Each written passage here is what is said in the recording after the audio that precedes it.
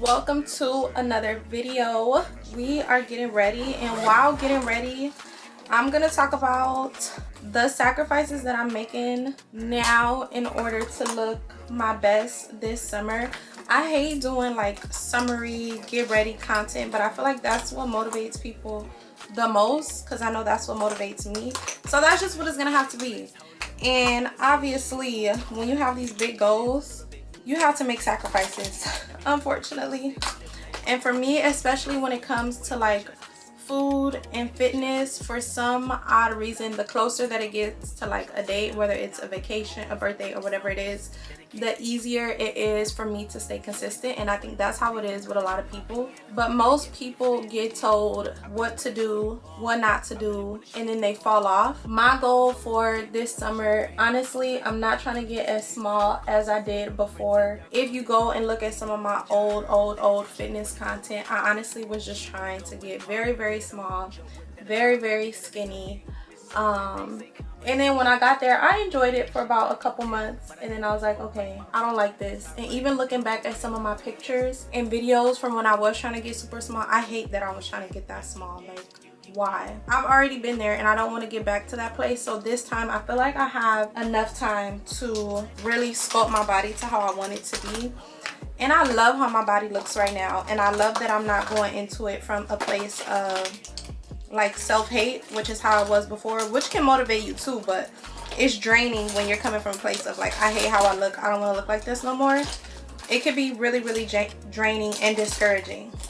So if you are also one of those girls who is trying to make sure you want to look your best this summer, you want to feel great, honestly, ultimately that's the goal. You're not really chasing a look, you're chasing that feeling of like feeling like that girl, and there's nothing wrong with that. Stay tuned. I'm gonna share the 6 sacrifices, the main ones that I'm gonna make in order to personally get my dream body. And hopefully if you haven't thought of some of these, you get some ideas on like what sacrifices you have to make in order to get to your goals. Every extra hour, and I don't want to say extra hour, I'm gonna say every extra 30 minutes that you spend sleeping in and choosing to just stay in bed, every extra 30 minutes to an hour, 45 minutes, or even just those 10 minutes that you give yourself when your alarm clock goes off is the time that you could be spending in the gym. Especially if you are just scrolling on social media when you are in bed, you could be killing 2 birds with 1 stone, because I'm not the girl that's gonna be like, get off social media. A lot of people, when you're trying to make that change, like, need to have something to look forward to.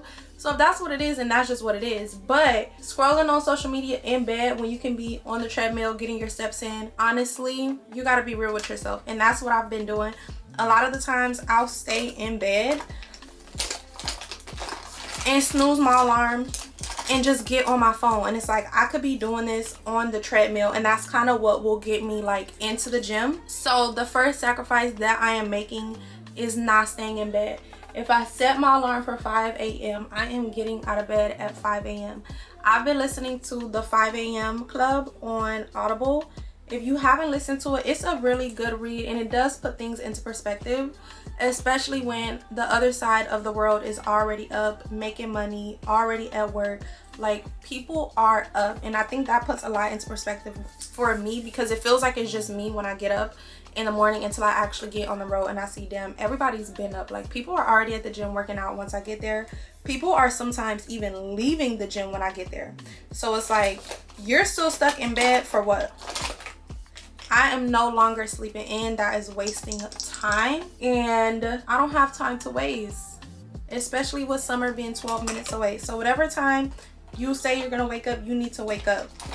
I ran across this video on YouTube, and this guy was talking about how people, like, you pray for God to wake you up early, especially if like you're not a morning person. So you're just like praying for God to wake you up super early, and then he does his part in waking you up, and then you still don't get up. And he kind of was just making it a point to say you have to meet him halfway and do your part. You can't just keep praying to wake up early, and then when you actually do wake up early, you decide to stay in bed. It's pointless. And it kind of made a lot of sense, especially for me, because that's one thing I'll do, like, oh my gosh, Lord, please help me wake up early tomorrow. And then I'll wake up and then go right back to sleep. And I'm not saying that everybody needs to wake up at 5 a.m. For me, I have a job, a full-time job, and waking up at 5 a.m. allows for me to get my workout done, still make it to work on time, and also put time and energy into my YouTube channel or my schoolwork. Whatever it is that I need to do. Honestly, when you wake up that early, it feels like you have lived 2 days in one. And throughout the day, you will feel like, damn, like I've been up all day. And it can feel a little bit draining, but it's very rewarding when you get back into bed and you realize how much you've gotten done. And right now, a lot of people are in the gym and they are taking their fitness journey so serious. So that gym at 6 p.m. 7 p.m. is packed. When I mean, I went last night and there was not one treadmill open. From the time that I got to the gym to the time that I left, there wasn't a treadmill available, and I was like, okay, no. And even at 5 a.m. it's still pretty packed, but at least there's things that are open. Sacrifice number 2, which is the biggest one for me. These two kind of go hand in hand, especially because if you know me, you know I love a good drink. Like, I'm always down for a good drink, a margarita, whatever it is. It doesn't take any convincing to get me out the house for a drink. And as sad as that may sound, that's just what it is. And also, I'm not heavy on junk food, but when my cycle comes, I do crave a lot of junk food, which leads me to my second sacrifice. I am not eating for taste and just eating for... I'm not satisfying those cravings that I get anymore, because I'm that girl who, if I crave a seafood boil at 12 a.m., I'm gonna get a seafood boil at 12 a.m. and I just feel like I deserve it, so I'm gonna get it. I'm not doing that anymore. Right now, I'm in, like, back in that mode of eating for results and not for craving. I've had it all. Like, I've had the Chick-fil-A, I've had the seafood, I've had the In-N-Out, I've had the McDonald's, I've had whatever it is that I wanted, and that's why I'm in this predicament now. That's why I'm sitting here filming this video, because I satisfied my cravings a little bit too much and didn't have any kind of self-control and was just eating to satisfy whatever I was craving at the time. I love food. I'm the biggest foodie ever. Who doesn't love food? But I know to get results, I cannot just be eating whatever the hell I want whenever I want, especially at 12 in the morning. That's ridiculous. That's so ridiculous. So that is over with. And if you are big on junk food, I'm not, or like big on chips and candy and things like that, that has to go.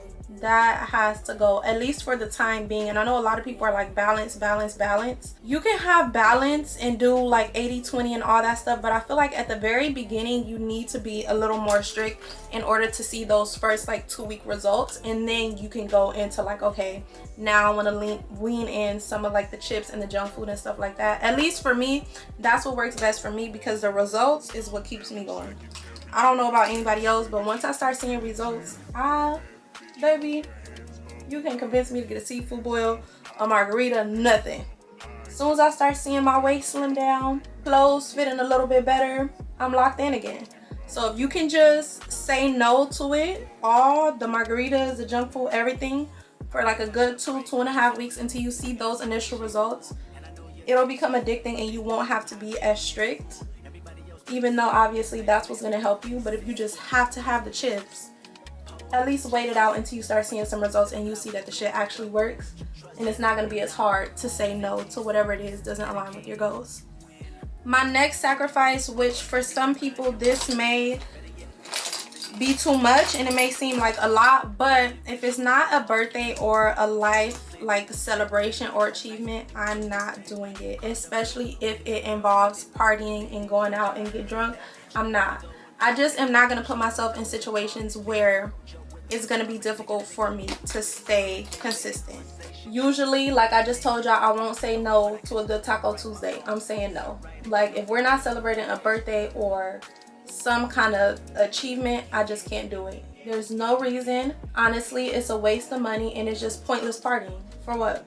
That is over with, especially the late night ones when you don't get back home until 3 a.m. I haven't done that in a while though. But it's not even just the drinking, but the next day you don't want to go to the gym. Anybody who goes outside and parties knows how liquor affects you and how going out all night will affect you. You absolutely don't want to go to the gym.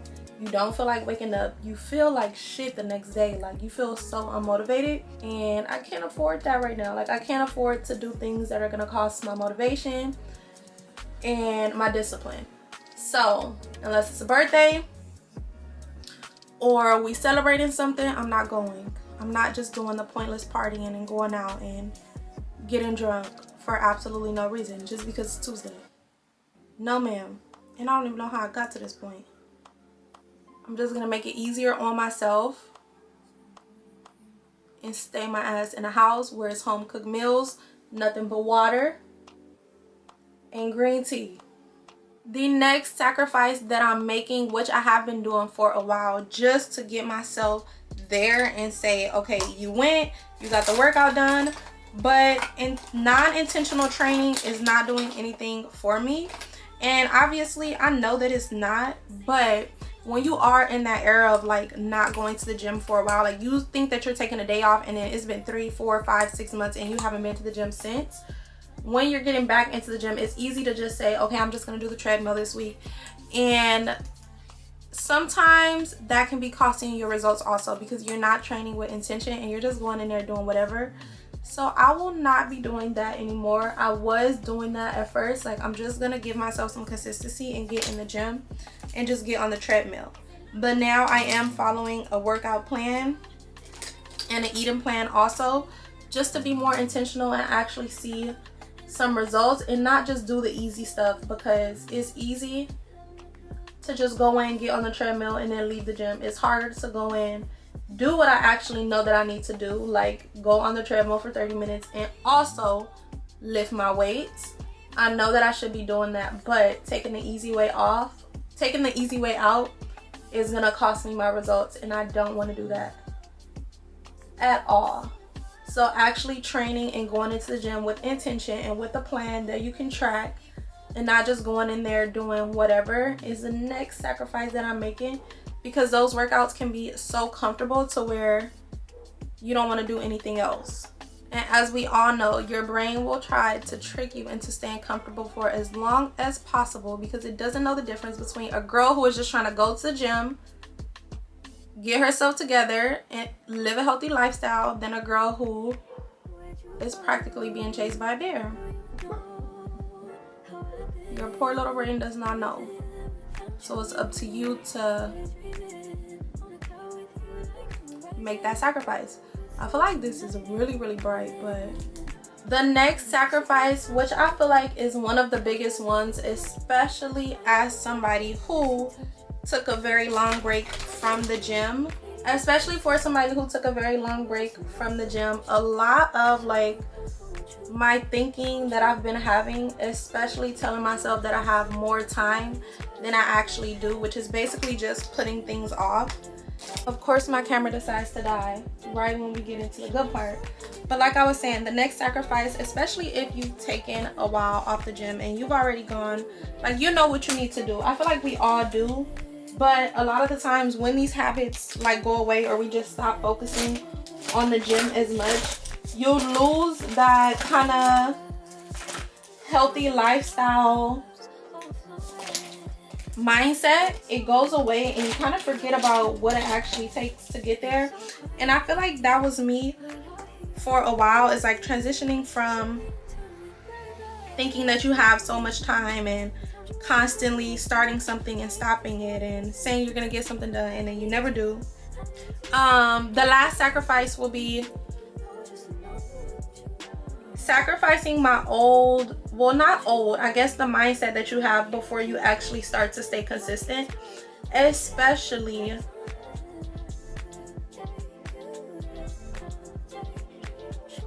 like I said, all those old habits have to go. The drinking, the partying, the staying out, they just make it so much more harder for you to get to your goals. And then also holding on to that, like, oh, I'm gonna start next week, that has to go also. And I feel like I was in like that era for a while of I'm just gonna start next month. It's already March and I've been saying that since the 3rd week of January, and it's like the time is gonna pass either way. And I keep trying to remind myself of that. Like, whether you start or not, it's gonna be May, June, whether you wanted to or not. And it's either you put in the work or you didn't. And mindset helps a lot with that. And if you also struggle with like mindset when it comes to the gym, podcasts help so much. I'll link some of my favorite ones, but even just like your YouTube and Instagram algorithm, if you scroll on Instagram a lot, I would say engage with videos or people who have similar goals as you, so that you can, like, the things that they say will start playing in the back of your mind when you're trying to decide on if you want to stay in bed because it's raining or if you want to go to the gym. It helps so much. Like, there's such a big difference when, obviously not all of us can have people around us that have the same goals as us and mindset when you are trying to change. So if you spend a lot of your time on social media, which, sad to say, we all do, the least you can do is engage with those people who, whether you want to call them fitness influencers or gym bros, it doesn't matter. They're disciplined. You always see them at the gym. They're always posting that they're at the gym, and that's obviously what it's going to take for you to get to where you want to be. And I feel like the motivational content helps shape your mindset so much. Even if you think it doesn't, it does. The little quotes that you see, the little 60-second clips that people post, they're super helpful. And mindset obviously isn't going to be everything. You still have to put in the work. But if you can brainwash yourself and gaslight yourself into doing something that doesn't get like immediate reward and immediate satisfaction, because that's what the gym is. You have to wait it out and you have to put in all this work just for you to not see results for a couple of weeks, which is the hardest part for a lot of people. But brainwashing yourself into staying consistent regardless on if you see the results or not can just make the journey so much more easier. Which is why I love posting fitness content, because I'm pretty sure it helps the people that are seeing it, but it also helps me, because obviously I'm talking to you, but I'm also talking to myself at the same time, because it's not easy, especially working, being in school makes it even harder. But I think that's what makes like the reward more worth it, when you can do it when you have a bunch of stuff going on and you don't just have a lot of free time. It's easier. If you think about it, the fitness influencers, they probably don't have anything else going on outside of getting up, going to the gym, and posting on social media, because that's their job. Us, on the other hand, we still have normal jobs. So for us,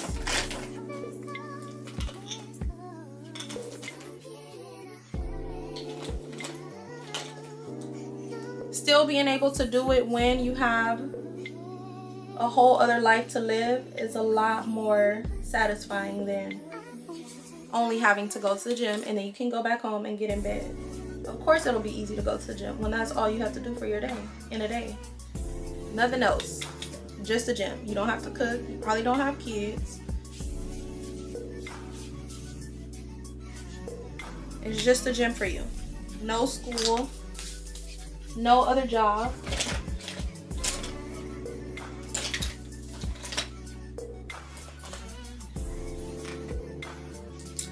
So that helps. Think of it that way.